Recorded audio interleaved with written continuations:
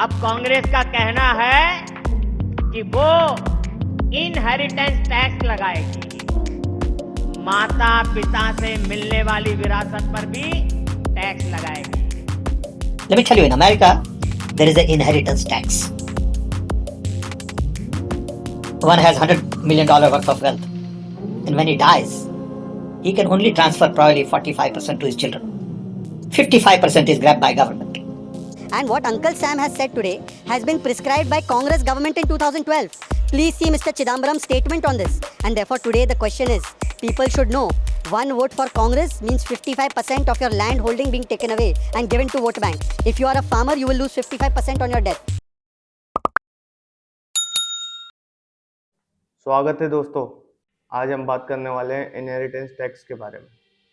Inheritance tax क्या है, ये इनहेरिटेंस टैक्स, और इसके बारे में इतनी बात क्यों हो रही है? इस टैक्स के बारे में इतनी बात होने के दो कारण हैं। पहला, कांग्रेस का मैनिफेस्टो जिसमें वेल्थ सर्वे की बात की गई है। दूसरा, सैम पित्रोदा का इंटरव्यू जिसमें वो बता रहे हैं कि इनहेरिटेंस टैक्स कैसे अच्छा है और एक डायरेक्ट टैक्स इंडिया में कैसे हेल्प कर सकता है। क्या है इनहेरिटेंस टैक्स, आइए समझते हैं।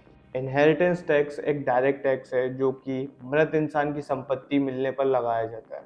यानी टैक्स संपत्ति मिलने पर उसके बेनिफिशरी पर लगाया जाता है। Depending on the countries it can be as high as 55%।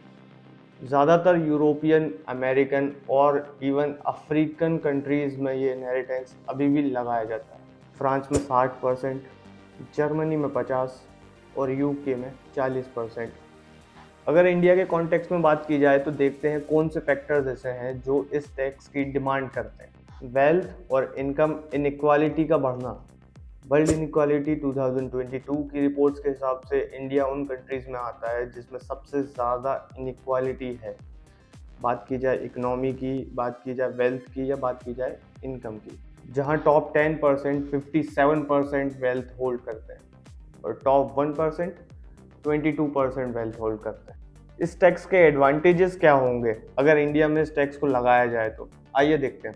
Wealth का और कुशलता से डिस्पर्सन, मतलब वेल्थ कंसंट्रेशन नहीं होगी, वेल्थ बांटी जाएगी और वेल्थ का डिस्ट्रीब्यूशन जो है इक्वली होगा। रेवेन्यू रिसोर्सेज में एक और एडिशन होगा जिसका पैसा वेलफेयर स्कीम्स में यूज़ किया जा सकता है। जैसे वही खटाखट खटाखट खटाखट। भारत की बात की जाए तो मुझे नहीं लगता कि इतने इम्प्रेसिव रिजल्ट आएंगे जितने वेस्ट में आए हैं। अमेरिका, यूरोप, इन सब की इकनॉमी और वहाँ का कल्चर भी डिफरेंट है। इंडिया में ये टैक्स एक और चैलेंज फेस करेगा, करप्शन का।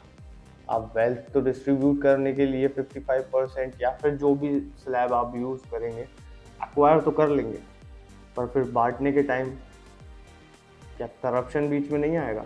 और हमें इस चीज़ को भी कंसीडर करना चाहिए कि जिस पार्टी का ये आइडिया है बेसिकली, उस पार्टी को आज तक 12 लाख करोड़ रुपए के स्कैम्स का आरोप लगाया जाता है। दूसरा चैलेंज, कॉम्प्लेक्सिटी ऑफ टैक्सेस।